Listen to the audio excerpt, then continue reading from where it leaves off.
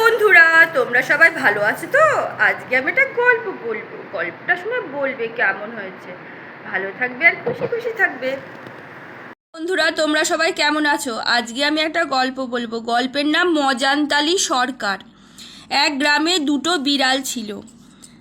তার একটা থাকতো গোয়ালাদের বাড়িতে, সে খেত দই, দুধ, ছানা, মাখন আর সর। আর একটা থাকতো জেলেদের বাড়িতে, সে খেত খালি ঠ্যাঙার বাড়ি আর লাথি।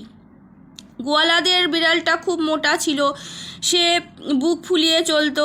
জেলেদের বিড়ালটার গায়ে খালি চামড়া আর হাড় কখানায় ছিল, সে চলতে গেলে টলতো আর ভাবতো কেমন করে গোয়ালাদের বাড়ির বিড়াল হবে, তার মতন মোটা হবে।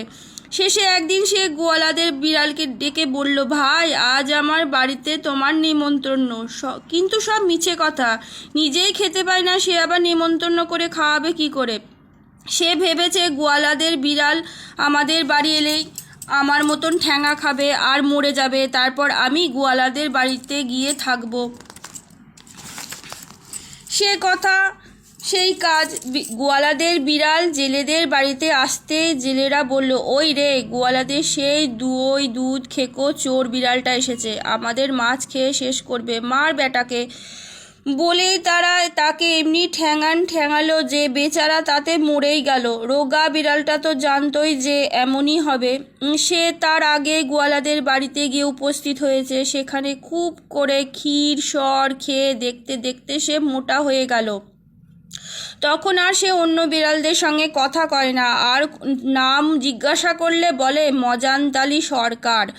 একদিন মজানতালি সরকার কাগজ কলম নিয়ে বেড়াতে বেরোলো। বেড়াতে বেড়াতে সে বনের ভিতরে গিয়ে দেখলো যে 3টি বাঘের ছানা খেলা করছে। সে তাদের 3 তারা লাগিয়ে বলল, এই যে খাজনা দে। বাঘের ছানাগুলো তার কাগজ কলম দেখে আর ধমক খেয়ে বড্ড ভয় পেল।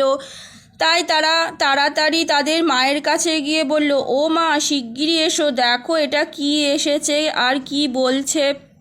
বাঘিনী তাদের কথা শুনে এসে বলল, তুমি কে বাছা, কোত্থেকে এলে, কি চাও?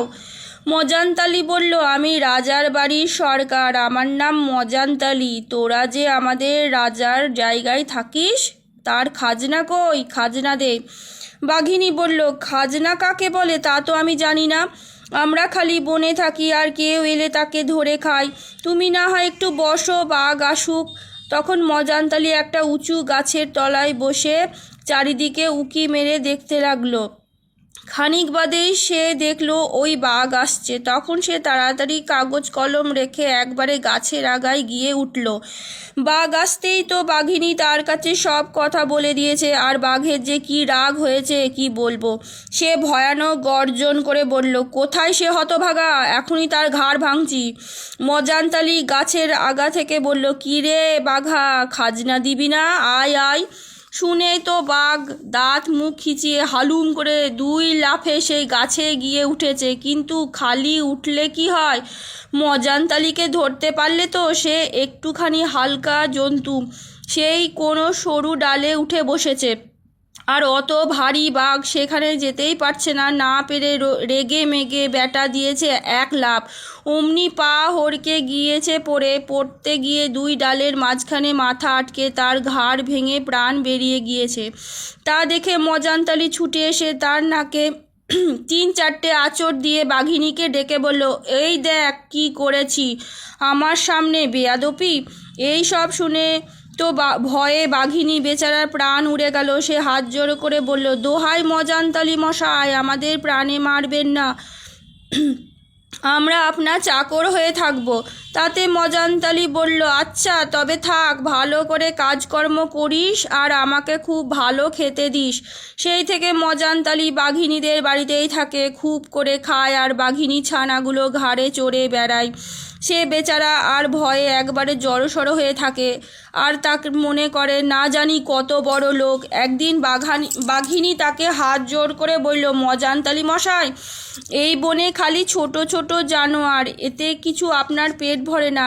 নদীর ওপারে খুব ভারী বন আছে, তাতে খুব বড় বড় জানোয়ার থাকে, চলুন সেইখানেই। শুনে মজানতালি বলল, ঠিক কথা, চলো ওই পারে যাই। তখন বাঘিনী তার ছানাদের নিয়ে দেখতে দেখতে নদীর ওপরে চলে গেল। কিন্তু মজানতালি কই? বাঘিনী আর তার ছানারা অনেক খুঁজে দেখলো ওই মজানতালি সরকার নদীর মাঝখানে পড়ে হাবুডুবু খাচ্ছে। স্রোতে তাকে ভাসিয়ে সেই কোথায় নিয়ে গিয়েছে, আর ঢেউয়ে তার প্রাণ যায় হয়েছে। মজানতালি তো ঠিক বুঝতে পেরেছে যে আর দুটো ঢেউ এলেই সে মারা যাবে। এমন সময় ভাগ্যিস বাঘিনীর একটা ছানা তাকে তাড়াতাড়ি ডাঙায় তুলে এনে বাঁচালো, নাহলে সে মরে যেত, তাতে আর ভুল কি।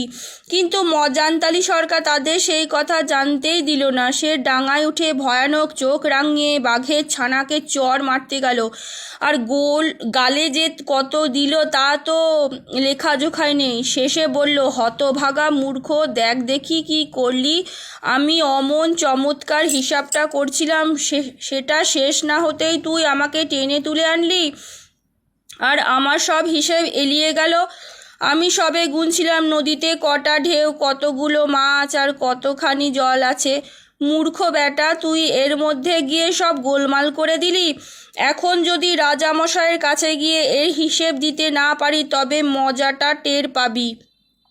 এসব কথা শুনে বাঘিনী তাড়াতাড়ি এসে হাত জোর করে বলল, মজানতালি মশাই, ঘাট হয়েছে, এবারে মাপ করুন। ওটা মূর্খ, লেখাপড়া জানে না, তাই কি করে ফেলেছে।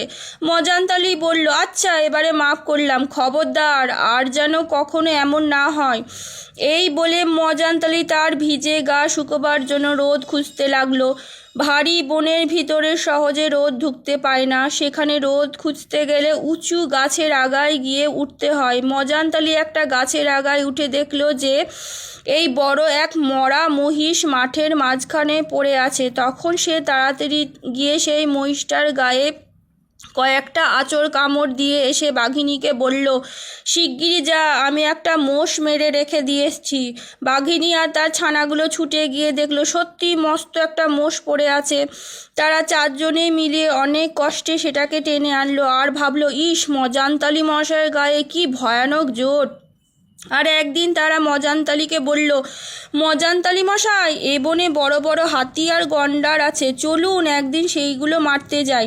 এ কথা শুনে মজানতালি বলল, তাই তো, হাতি গন্ডার মারবো না তো মারবো কি, চল আজই যাই। সেই বলে সে তখন সকলে নিয়ে হাতি আর গন্ডার মারতে চলল। যেতে যেতে বাঘিনী তাকে জিজ্ঞাসা করলো, মজানতালি মশাই, আপনি খাপে থাকবেন না ঝাঁপে থাকবেন? খাপে থাকবার মানে কি? না, জন্তু এলে তাকে ধরে মারবার জন্য চুপ করে গুড়ি মেরে বসে থাকা। আর ঝাঁপে থাকার মানে হচ্ছে বনের ভিতরে গিয়ে ঝাপাঝাপি করে জন্তু তাড়িয়ে আনা। মজানতালি ভাবলো, আমার তারাই আর কোন জন্তু ভয় পাবে। তাই সে বলল, আমি ঝাঁপিয়ে যে সব জন্তু পাঠাবো তা তোরা মারতে পারিস? তোরা ঝাঁপে যা, আমি খাপে থাকি। বাঘিনী বলল, তাই তো, সে সব ভয়ানক জন্তু কি আমরা মারতে পারবো? চল বাছারা, আমরা ঝাঁপেই যাই। এই বলে বাঘিনী তার ছানাগুলোকে নিয়ে বনের অন্য ধারে গিয়ে ভয়ানক হালুম হালুম করে জানোয়ারদের তাড়াতে লাগলো। মজানতালি জানোয়ারদের ডাক শুনে একটা গাছের তলায় বসে ভয়ে কাঁপতে লাগলো। খানিক বাদে একটা সজারু সরসর করে সেই দিক পানে ছুটে এসেছে, আর মজানতালি তাকে দেখে মা গো বলে সেই গাছের একটা শিকড়ের তলায় গিয়ে লুকিয়েছে। এমন সময় একটা হাতি সেইখান দিয়ে চলে গেল। সেই হাতির একটা পায়ের এক পাশ সেই শিকড়ের ওপর পড়েছিল, তাতেই মজানতালির পেট ফেটে গিয়ে বেচারার প্রাণ যায় আর কি। অনেকক্ষণ ঝাপাঝাপি করে বাঘেরা ভাবলো, মজানতালি মশাই না জানি এতক্ষণে কত জন্তু মেরেছেন, চল একবার দেখে আসি। তারা এসে মজানতালির দশা দেখে বলল, হায় হায় মজানতালি মশাই, এ কি হলো? মজানতালি বলল, আর কি হবে, তোরা যেসব ছোট ছোট জানোয়ার পাঠিয়েছিলি দেখে হাসতে হাসতে আমার পেটই ফেটে গিয়েছিল। এই বলে মজানতালি মরে গেল। আজকের মতন গল্প এইটুকুনি। কেমন লাগলো জানাবে। খুশি খুশি থাকবে আর আনন্দে থাকবে।